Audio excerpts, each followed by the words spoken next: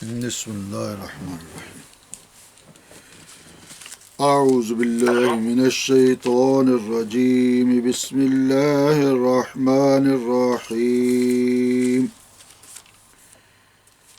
الحمد للہ رب العالمین والعاقبۃ للمتقین والصلاة والسلام على إمام الأنبياء والمرسلين وعلى آله وأصحابه وأزواجه وذرياته وبناته أجمعين. قال الله تعالى في القرآن المجيد والفرقان الحميد والعصر إن الإنسان لفي خسر إلا الذين آمنوا وعملوا الصالحات وتواصوا بالحق وتواصوا بالصبر. آمنت بالله صدق الله العظيم. إن الله وملائكته يصلون على النبي يا أيها الذين آمنوا صلوا عليه وسلموا تسليما. الصلاة والسلام عليك يا سيدي يا رسول الله وعلى آلك وأصحابك يا حبيب الله. الصلاة والسلام عليك يا رحمة للعالمين. الصلاة والسلام عليك يا شفيع المذنبين وعلى آلك وأصحابك يا نور على نور. اللهم صل على سيدنا محمد ما اختلف الملوان وتعاقب العصران وكر الجديدان واستقل الفرقدان وبلغ روحه وأرواح أهل بيته منا التحية والسلام وبارك وسلم عليه كثيرا كثيرا كثيرا. يا صاحب الجمال ويا سيد البشر من وجهك المنير لقد نور القمر لا يمكن الثناء كما كان حقه بعد از خدا بزرگ توئی قصہ مختصر. بلغ العلا بکمالہ کشف الدجى بجمالہ حسنت جمیع خصالہ صلوا علیہ وآلہ واصحابہ وبارک وسلم. میرے نہایتی ذی وقار واجب الاحترام بزرگوں، دوستوں اور بھائیوں، اہل علاقہ کے محبین و مخلصین، سالکین و خلفاء بھائیوں، السلام علیکم ورحمۃ اللہ وبرکاتہ.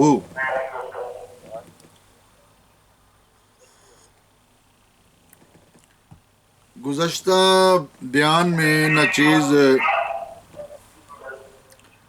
امریکہ میں تھا اور کچھ ٹائمنگ کی مس انڈرسٹینڈنگ ہو گئی، پتہ نہیں چلا تو، لیکن لیٹ فون ہوا. پھر بھی میں نے الحمدللہ فون تو کر دیا تھا آپ کو. میری حاضری تو خیر ہو گئی تھی اپنا محفل میں، چونکہ یہ ماہانہ محفل مجھے اس کا انتظار رہتا ہے کہ سالکین و خلفاء نے ادھر محفل میں آنا ہے اور نچیز نے بیان کرنا ہے.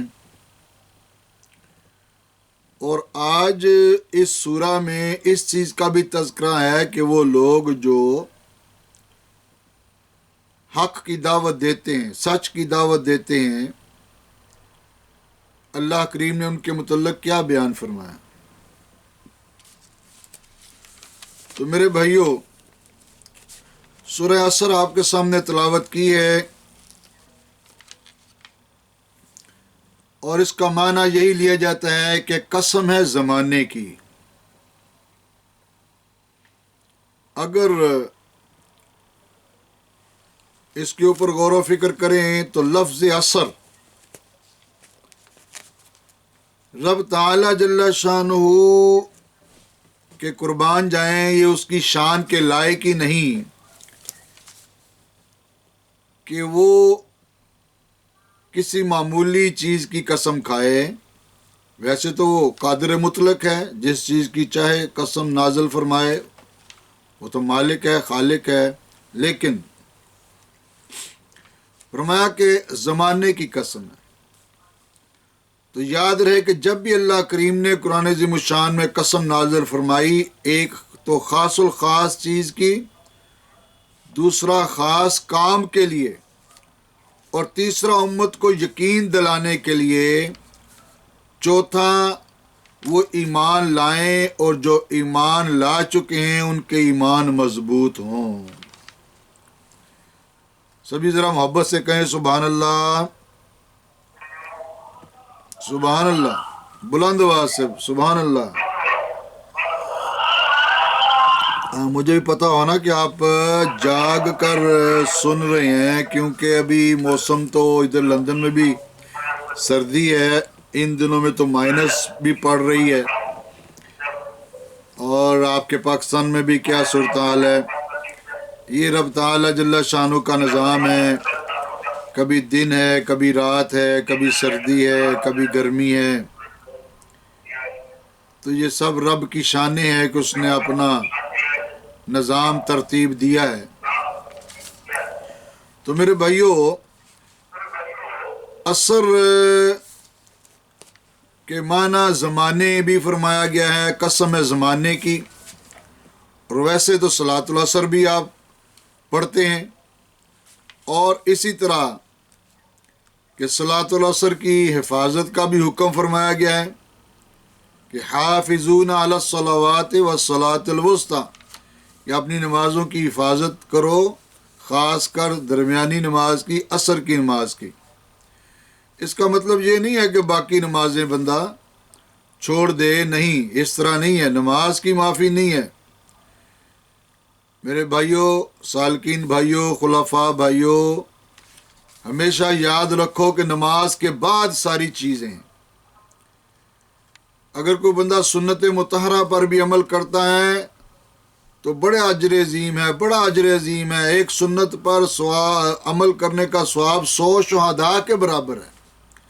لیکن نماز کے بعد اگر کوئی بندہ نماز نہیں پڑھتا تو رسول اللہ صلی اللہ تعالی علیہ وآلہ وبارک وسلم نے ارشاد فرمایا کہ بے نمازی کی ہر نیکی نامقبول ہے۔ بے نمازی کی ہر نیکی نامقبول۔ تو نماز کے بعد ہیں ساری چیزیں۔ فرمایا حافظون علی الصلوات والصلاۃ الوسطی، اپنی نمازوں کی حفاظت کرو، خاص کر درمیانی نماز کی۔ اور اسی طرح یہ بھی واقعہ ہوا کہ صلاۃ العصر کے وقت میں سورج کو واپس لایا گیا۔ صلاۃ العصر میں سورج کو واپس لایا گیا، اور وہ واقعہ تو آپ کو علم ہے کہ نبی صلی اللہ تعالی علیہ وسلم کے بہت بڑے معجزے سے یہ واقعہ، بڑے معجزے سے، رسول اللہ صلی اللہ علیہ وسلم کے معجزات سے یہ واقعہ منسلک ہے، اور یہ نبی صلی اللہ علیہ وسلم کا معجزہ بھی ہے کہ سورج کو واپس لوٹانا۔ ابھی یہ جب الحمدللہ امریکہ کے دورے میں نیو جرسی ایک جگہ پہ پروگرام تھا، تو وہ بڑے اہتمام سے ماشاءاللہ میلاد پاک سالانہ پروگرام کرواتے ہیں۔ تو اس بیان میں ناچیز نے اپنے سنی علماء اکرام کو یہ ایک اوپینین دی، یہ مشورہ دیا کہ بھئی دیکھو، جب بھی آپ بیان کریں تو سب سے پہلے کوشش کیا کریں کہ رسول اللہ صلی اللہ تعالی علیہ وآلہ وبارک وسلم کی ذات گرامی پر درود پڑھنے کی فضیلت میں ایک حدیث بیان کی جائے، ایک سرکار کا معجزہ بیان کیا جائے اور پھر آگے چلا جائے۔ تو نچیز نے یہ سورہ عصر آپ کے سامنے تلاوت کی ہے، اس میں یہ سورج کا واپس لوٹانا وقت عصر میں اس عظیم نبی حضرت محمد صلی اللہ تعالیٰ علیہ وآلہ وبارک وسلم کی ذات گرامی پر درود پڑھتے ہیں اللہ تعالیٰ جل شانہ بھی اور اس کے فرشتے بھی، اور فرمایا کہ اے ایمان والو تم بھی درود پڑھو۔ تو کب سے پڑھتے ہیں، کب تک پڑھتے رہیں گے، اس میں مضارع کا صیغہ استعمال کیا گیا ہے، پڑھ رہے ہیں اور پڑھتے رہیں گے، گویا کہ نہ ختم ہونے والی زندگی اللہ تعالیٰ جل شانہ بھی اور اس کے فرشتے بھی اللہ کے محبوب پر درود پڑھتے رہیں گے۔ امریکہ میں ایک عورت، ہمارے خلیفہ رفیق صاحب ہیں، ان کی زوجہ محترمہ کہنے لگی جی کہ یہ بھی مسئلہ آج آپ بیان کرنا۔ ان کے کرونا میں جو انہوں نے پروگرام کروایا، بڑا اچھا ماشاءاللہ پروگرام ہوا میلاد پاک کا، اور بیان کا بھی لطف آیا۔ تو اس بیان میں بھی بہت ساری چیزیں الحمدللہ بیان کی گئیں، خاص ان میں سے 30 چیزیں نچیز نے ردم میں بیان کی، اس کو تفصیل میں بھی انشاءاللہ لاؤں گا دلائل کے ساتھ، قرآنی آیات اور احادیث کے ساتھ، کہ اللہ کریم کے محبوب کا پھینکنا رب نے فرمایا میرا پھینکنا ہے، اللہ کریم کے محبوب کا ہاتھ رب نے فرمایا میرا ہاتھ ہے، اللہ کریم کا حکم رب نے فرمایا میرے محبوب کا حکم میرا حکم ہے جی۔ تو یہ چیزیں انشاءاللہ وہ 30 چیزیں ہیں، وہ مفصل انشاءاللہ ان کو لاؤں گا ترتیب میں، کمال چیزیں، ایمان تازہ ہو جاتا ہے بندے کا۔ تو وہ زوجہ محترمہ ان کی کہنے لگی کہ کچھ عورتیں کہتی ہیں جی دیکھو یہ کھڑے ہو کر صلاۃ والسلام پڑھنا کہاں پہ لکھا ہے جی۔ ہمارے والد گرامی اللہ تعالیٰ ان کے درجات بلند فرمائے، کروڑ رحمتیں ان کے اوپر نازل فرمائے۔ تو اسی طرح جب وہ حیات تھے تو ہمارے ادھر مارکیٹ میں برانڈت روڈ پہ، وہاں پہ بھی ایک صاحب تھے، تو وہ بھی کہتے تھے جی یہ دیکھیں کہاں لکھا ہے جی کھڑے ہو کے صلاۃ والسلام پڑھنا۔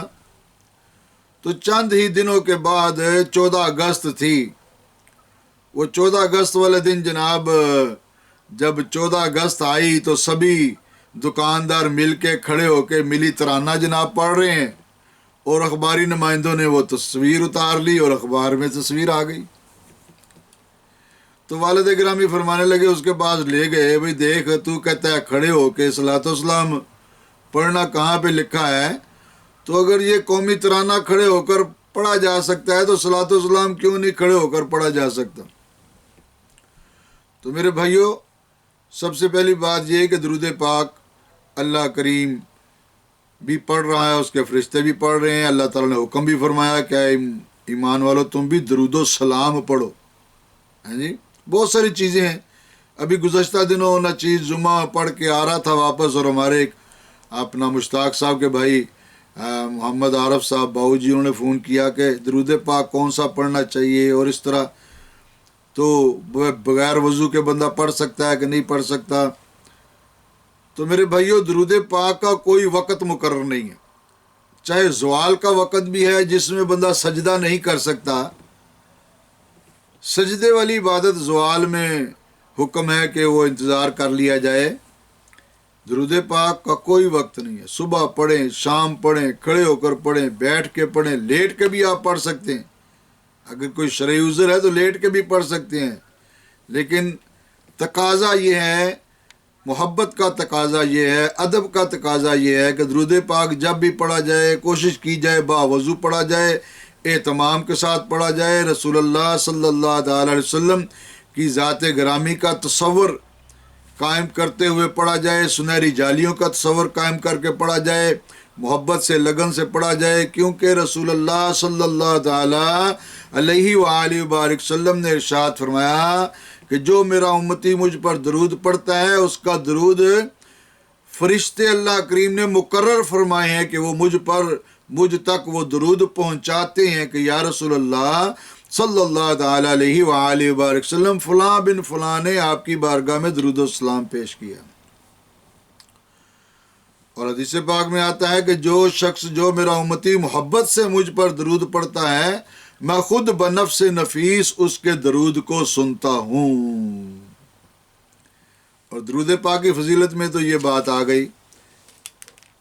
اور یہ جو بات ہم بیان کر رہے تھے معجزہ کے متعلق، تو صلاۃ العصر جب رسول اللہ صلی اللہ تعالیٰ علیہ وآلہ وبارک وسلم مدینہ المنورہ میں تشریف فرما تھے، وہ رد الشمس چیز نے جگہ دیکھی ہے. ایک تو شق القمر جگہ ہے نا وہ مکہ پاک میں، رد الشمس جگہ ہے مدینہ المنورہ میں. تو سعودی حکومت کو تو چاہیے یہ تھا کہ اس کو ایک محل کی طرح خوبصورت جگہ بنا دیتے کہ اللہ کے محبوب علیہ الصلوۃ والسلام نے سورج کو اپنی انگلی کے اشارے سے واپس موڑا، لیکن وہ ان چیزوں سے خالی ہیں کہ شرک کا فتویٰ لگاتے ہیں. بھئی محبت ادب سے شرک کہاں ہوگا؟ محبت کرنے سے ادب کرنے سے شرک نہیں ہوتا. شرک یہ ہے کہ اللہ تعالیٰ کی ذات کے ساتھ کوئی بندہ یہ کہے کہ فلانا خدا ہے، فلانا الہ ہے، اللہ کے علاوہ کسی کو سجدہ نہیں، کسی کو سجدہ کرے، سجدہ عبادت کرے، تو پھر شرک ہوتا ہے. تو چاہیے تو ان کو یہ تھا کہ وہ جگہ ایک محل کی طرح خوبصورت بناتے جہاں پہ رد الشمس ہوا، جہاں پہ وہ سورج واپس لوٹا. رسول اللہ صلی اللہ تعالیٰ علیہ وسلم تشریف فرما تھے، حضرت علی رضی اللہ تعالیٰ عنہ بھی تشریف فرما تھے، اور نبی صلی اللہ تعالیٰ علیہ وسلم ذرا استراحت فرمانے کے لیے، اپنی تھکاوٹ کو دور کرنے کے لیے مولا علی شیر خدا رضی اللہ تعالیٰ عنہ کے تھائی مبارک پر، ران مبارک پر اپنا سر مبارک رکھ کے، آپ کی گود میں اپنا سر مبارک رکھ کے آرام فرما رہے تھے. اب دیکھو نا ادب کا تقاضا کیا ہے. ادھر نماز فرض ہے، اللہ کا حکم ہے، ادھر یہ بھی فرمایا گیا ہے کہ نماز عصر کو جو ہے جس کی عصر کی نماز چھوٹ گئی اس کے عمل برباد ہو گئے، جس کی عصر کی نماز چھوٹ گئی اس کا گھر بار مال و دولت لٹ گیا. اب وہ مولا علی شیر خدا رضی اللہ تعالیٰ عنہ جن کے متعلق فرمایا گیا نا مدینۃ العلم وعلی بابھا، میں علم کا شہر ہوں اور علی اس کا دروازہ ہے. کیا انہیں یہ ساری چیزیں علم نہیں تھی کہ نماز نکل رہی ہے، نماز فرض ہے، اللہ کا حکم ہے؟ یہ بھی عرض کر سکتے تھے کہ یا رسول اللہ صلی اللہ تعالیٰ علیہ وسلم میں نماز نہیں عصر کی پڑھی، میری نماز عصر کی نکل رہی ہے، تو ذرا مہربانی فرمائے. نہیں، اس طرح نہیں کہا. انتظار کیا کہ اللہ کے محبوب علیہ الصلوۃ والسلام مولا علی شیر خدا رضی اللہ تعالیٰ عنہ کی گود مبارک میں آپ کی ران مبارک پر سر رکھ کے آرام فرما رہے ہیں، استراحت فرما رہے ہیں. ادب کا تقاضا یہی تھا اور یہی کیا انہوں نے کہ اپنے بدن کو جنبش تک نہ دی کہ اللہ کے محبوب کے آرام میں خلل واقع نہ ہو جائے. نماز نکلتی ہے نکل جائے، پرواہ نہیں کی. ادب کا تقاضا یہ ہے کہ اللہ کے محبوب کی بات تھی نا. لیکن ہمارا لوگوں کا کیا حساب ہے؟ مسلمانوں کا روپے کے پیچھے 2 روپے 10 روپے 20 روپے 100 روپے کے پیچھے، گاہک کے پیچھے ابھی آنا ہے اس نے نہیں آنا نماز چھوڑ دیتے ہیں. نماز ابھی گاہک گھر میں بیٹھا ہوا ہے، اس نے آنا ہے نہیں آنا اس کے انتظار میں ہی نماز چھوڑ دی ہے. واہ بھائی واہ، اللہ اکبر. نہیں، اسی لیے میرے بھائیوں یہ فرمایا گیا کہ انسان گھاٹے میں. یہ جو آیا کہ سورہ مبارک آپ کے سامنے تلاوت کی ہے، انشاءاللہ اس کا ترجمہ اور تشریح آپ کے سامنے بیان کرتا ہوں. تو امام الانبیاء حبیب کبریاء احمد مجتبیٰ حضرت محمد مصطفیٰ صلی اللہ تعالیٰ علیہ وآلہ وبارک وسلم مولا علی شیر خدا رضی اللہ تعالیٰ عنہ کی ران مبارک پہ اپنا سار مبارک رکھ کے آرام فرما رہے تھے کہ نماز عصر کا وقت نکل گیا. اب محبت بھی قائم رکھنی تھی، ادب بھی قائم رکھنا تھا. ادب کا تقاضا بھی تھا، بدن کو جنبش بھی نہیں دینی تھی، لب کشائی بھی نہیں کرنی تھی، زبان سے کوئی لفظ بھی ادا نہیں کرنا تھا. ادب کا تقاضا تھا. نماز نکل گئی. امام الانبیاء حبیب کبریاء احمد مجتبیٰ حضرت محمد مصطفیٰ صلی اللہ تعالیٰ علیہ وآلہ وبارک وسلم جب استراحت سے بیدار ہوئے تو دیکھا کہ مولا علی کی آنکھوں میں آنسو ہیں. پوچھا یا علی کیوں، کیا بات ہے؟ تو عرض کرنے لگے یا رسول اللہ صلی اللہ علیہ وسلم میری عصر کی نماز نکل گئی ہے، میری عصر کی نماز کا وقت چلا گیا۔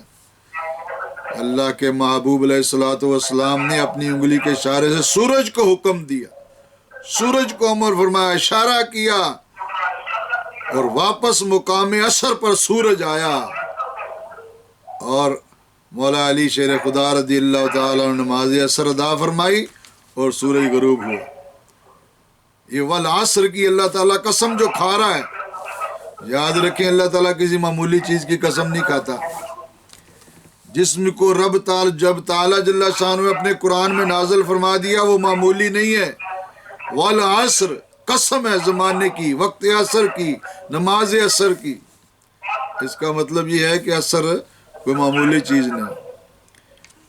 ڈوبا ہوا سورج واپس آ گیا، اور اسی لیے اس خاص وقت میں ذکر و اذکار کی کثرت کرنے کا حکم اللہ تعالیٰ نے فرمایا ہے کہ سورج ڈوبنے سے پہلے میرے ذکر کی کثرت کرو۔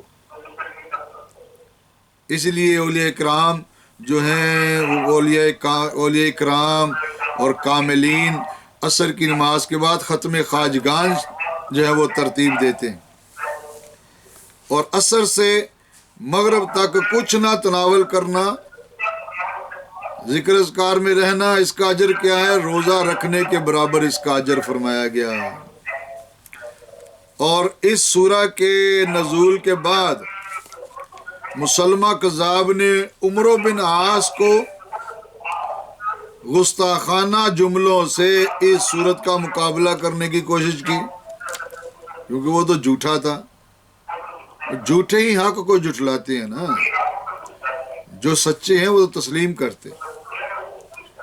تو ایک جملہ اثر و رسوخ بھی استعمال کیا جاتا ہے تعلقات کی، تعلقات، اثر و رسوخ تعلقات کے معنی میں، اور ہم اثر لفظ استعمال کیا جاتا ہے کہ ایک درجے پر فائز ہونا۔ تو اللہ کریم کی آیت کا کوئی بھی کچھ بھی مقابلہ نہیں کیا جا سکتا۔ سبحان اللہ۔ تو بخاری شریف میں امام محمد بن محمد البخاری رحمۃ اللہ علیہ نے 2 حدیث مبارکہ بخاری شریف میں رقم کی ہیں۔ یہ فرمایا کہ رسول اللہ صلی اللہ علیہ وسلم نے ارشاد فرمایا جس کی عصر کی نماز چھوٹ گئی اس کے عمل برباد ہو گئے۔ پھر دوسری حدیث ہے جس کی عصر کی نماز چھوٹ گئی اس کا گھر بار مال و دولت لٹ گیا۔ تو کیا فرمایا جا رہا ہے؟ قسم کے ساتھ، قسم ہے زمانے کی، اور زمانہ تو پھر رسول اللہ صلی اللہ علیہ وسلم نے کیا فرمایا کہ میں ہی زمانہ ہوں۔ زمانے کو برا نہ کہو کہ میں ہی زمانہ ہوں۔ تو اس کا مطلب زمانے میں 3 حالتیں آتی ہیں، کیا؟ ماضی، حال اور مستقبل۔ تو میرے بھائیوں، ماضی بھی اللہ کے محبوب کا تھا، حال بھی اللہ کے محبوب کا ہے، اور مستقبل بھی اللہ کے محبوب کا ہے، محبوب کا ہوگا، کیونکہ جب ارب آدمیوں کا مجمع ہوگا مقام محمودہ اللہ کے محبوب کو عطا کیا جائے گا اور سب کی شفاعت کی جائے گی، تو پتہ چلا کہ مستقبل بھی اللہ کے محبوب کا ہے۔ اور پھر رب تعالی جل شانہ کے قربان جائیں کہ یہاں تک کہ انبیاء علیہم الصلوۃ والسلام بھی جنت میں جائیں گے تو اللہ کے محبوب کی شفاعت اور سجدے کے بعد، سجدہ شفاعت کے بعد، حالانکہ معصوم ہیں، انبیاء معصوم ہیں، گناہ سے پاک ہیں، لیکن اس روز رب تعالی جل شانہ کا جو جاہ و جلال، اس سے سبھی گھبرائیں گے، اور ایک سجدہ اللہ کے محبوب کا ادا ہوگا کہ انبیاء بھی جنت میں جائیں گے، ان کی امتیں کلمہ گو مسلمان کلمہ گو امتیں بھی جنت میں جائیں گی، اور سب سے پہلے نبی صلی اللہ علیہ وسلم اور ان کی امت جنت میں داخل ہو۔ درود پاک، اللہم صلی علی سیدنا مولانا محمد وعلی بارک وسلم۔